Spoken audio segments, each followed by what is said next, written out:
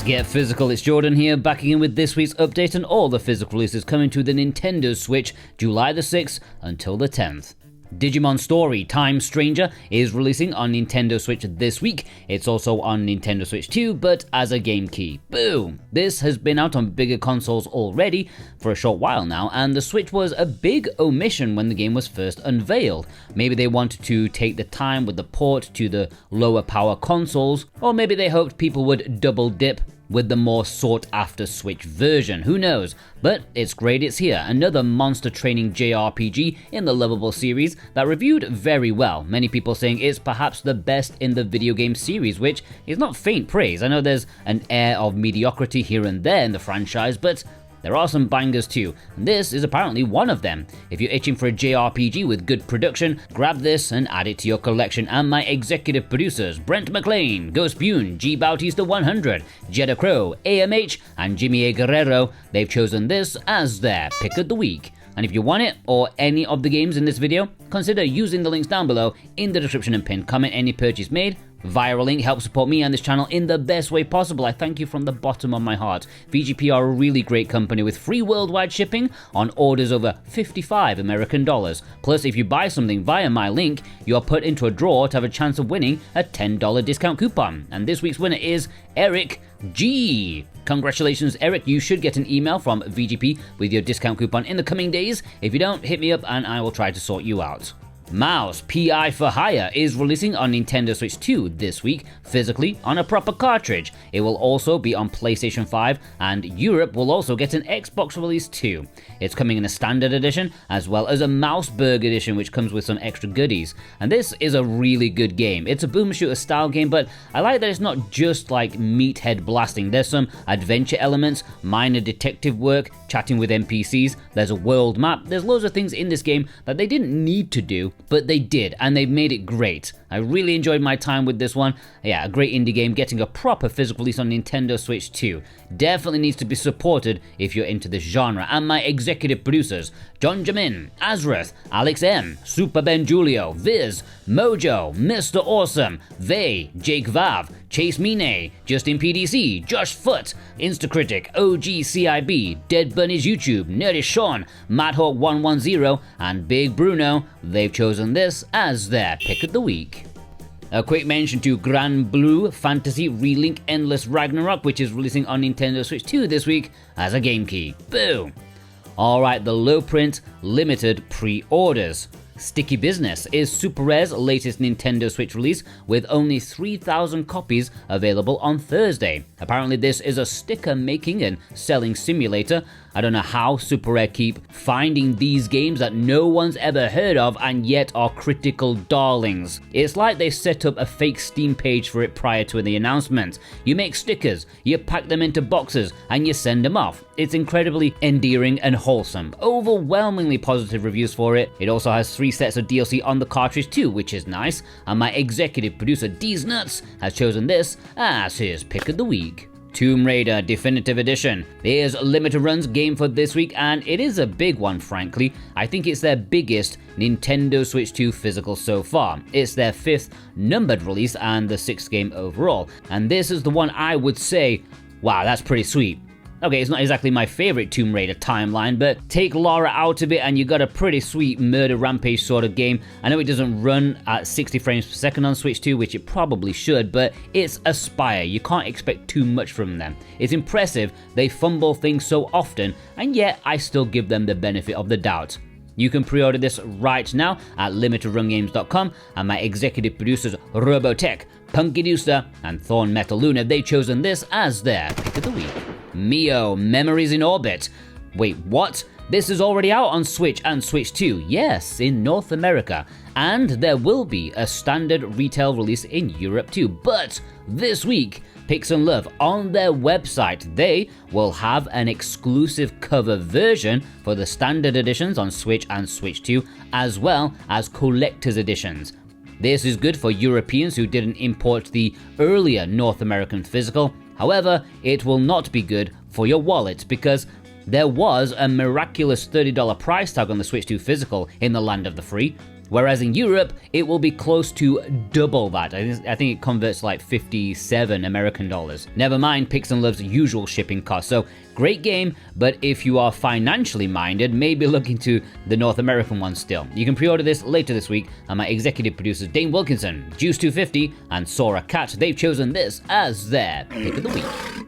Alright, the import section, Play Asia territory. If you want to import any of these, you can do so via VGP for most of them, but also Play Asia. And if you click my Play Asia link, you can get 5% off with my discount code Jordan2026. But you must click my link and only my link first. Otherwise, the code won't work, and I know it's incredibly finicky these days. They've changed something to do with the coding, and so I've put some advice on the screen right now as to if it's not working for you, then try what's on the screen right now. This is what Play Asia told me. Alright, Gunvolt Chronicles Luminous Avenger X1 and 2 Dual Collection is releasing this week in Japan and Asia on both Nintendo Switch and Nintendo Switch 2 on a proper cartridge. And it is a Nintendo Switch 2 edition, so it is compatible with the original console.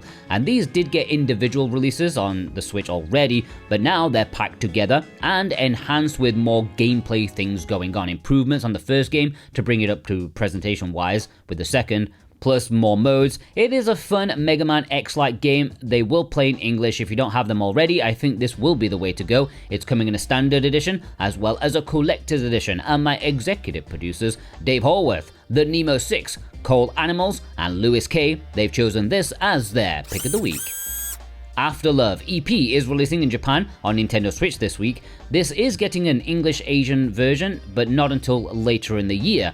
And either way, this Japanese physical is pretty cheap and comes with some bonus goodies as well. It is a mix of visual novel, adventure, and rhythm game set in Indonesia. It is a story about love, loss, and music, obviously, and very nice reviews from those who have played it, and another great contribution from Indonesia to the gaming scene. Oh, and this Japanese release will play in English, by the way. Bahamut and the Waqwaq tree. This is a bit of a sneaky one, almost Leo-full levels of quickness between announcement and release. A game based on Arabian mythology, which I think is really untapped in terms of video games. We've got like Aladdin on the Genesis and this, not much else, not that I can think of, let me know. There's not a great amount of opinions on this one yet, but the opinions that are out there are mostly positive as you swim around the ocean to decipher mysteries, and it will play in English. My executive producers, Cartoon Soren, Mr. Lee from Eastern NC on eBay, and Miami Sunrise, they've chosen this as their pick of the week.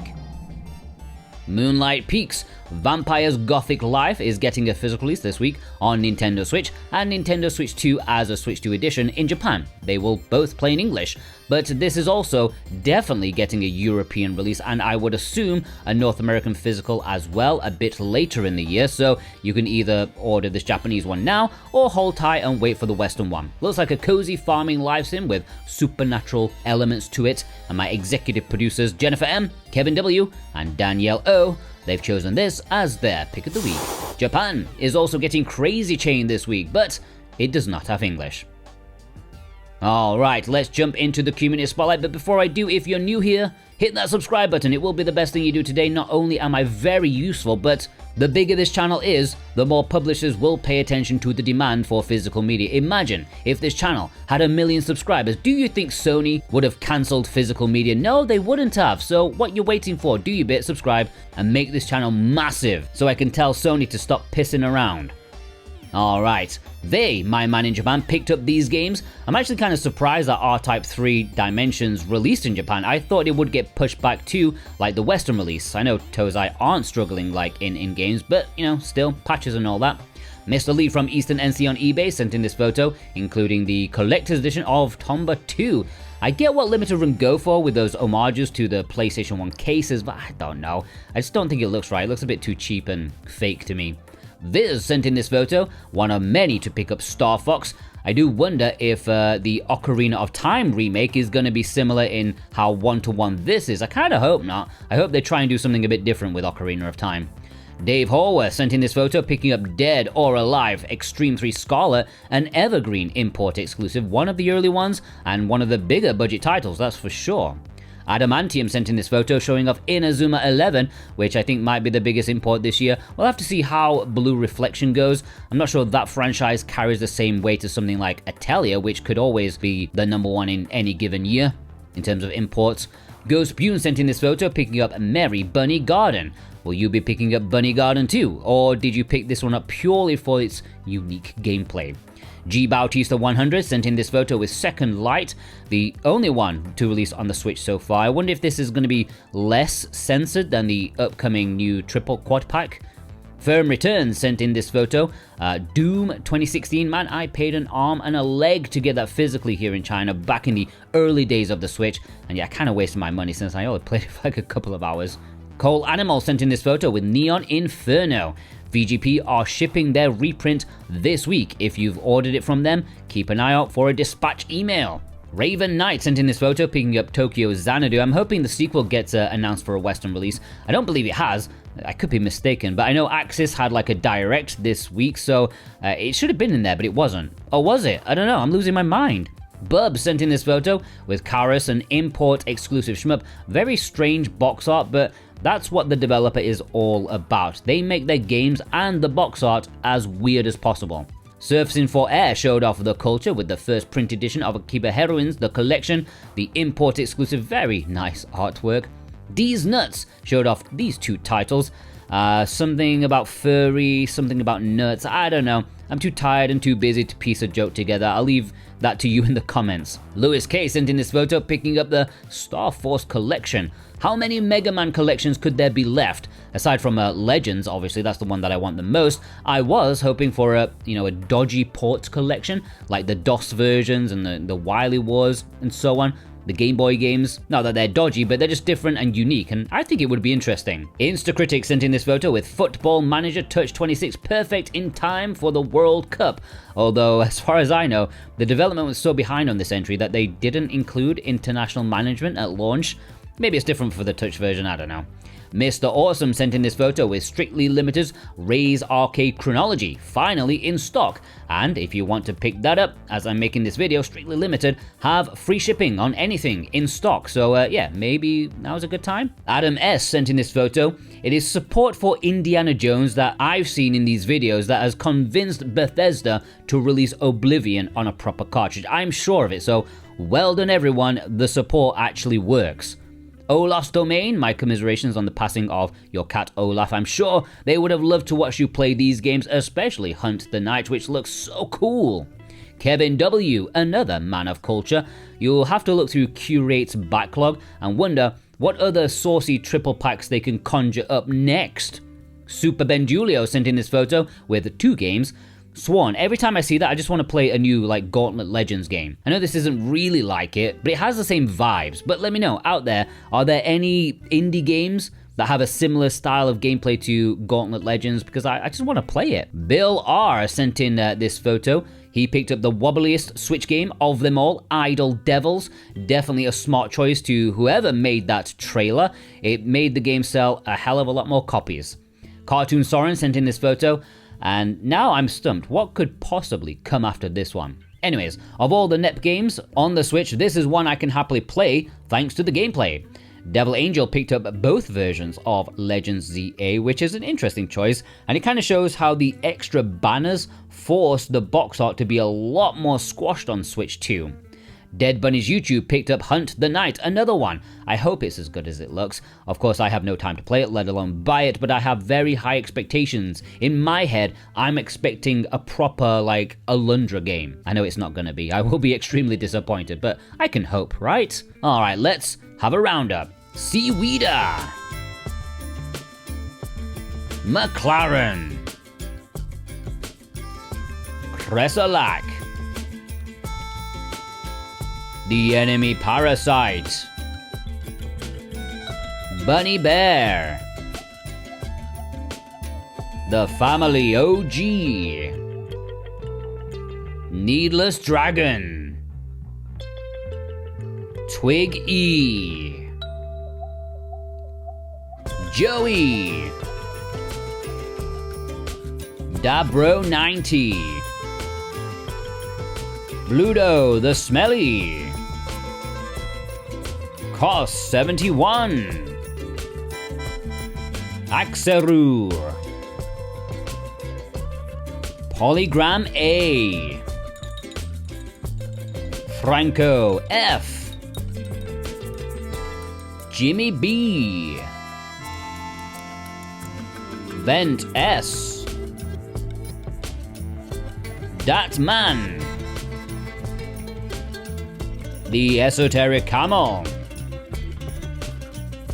Steven 665.